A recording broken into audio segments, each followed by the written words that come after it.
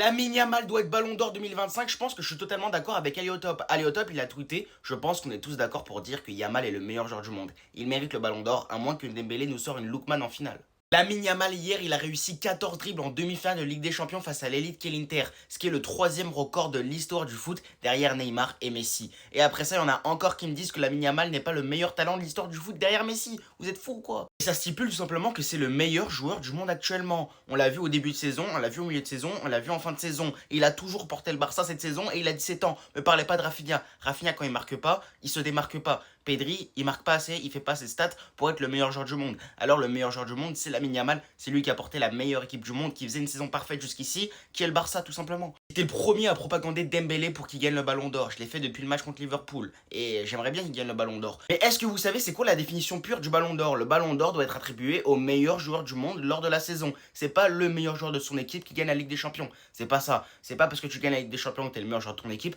que tu dois être Ballon d'Or. Le Ballon d'Or doit avoir des bonnes stats, ok, doit faire du jeu, des bons dribbles, etc. quand t'es attaquant, et il doit tout simplement être le meilleur joueur du monde. C'est le but, c'est la base d'un Ballon d'Or. C'est pas le joueur le plus titré qui va gagner le Ballon d'Or ou celui qui gagne le meilleur titre. Même si Messi en 2023, il était loin d'être le meilleur joueur du monde, mais il gagne le Ballon d'Or parce qu'il gagne la Coupe du Monde. Il y en a beaucoup qui savent pas qu'en vérité, le Ballon d'Or est fait pour le meilleur joueur du monde. Donc oui, en l'occurrence, en 2023, ça aurait dû être Haaland ou Mbappé à la limite. Et sinon, oui, Lamine Yamal est largement le meilleur joueur du monde. En plus, il a que 17 ans. Regardez toutes les stats qu'il a fait hier encore. Bref.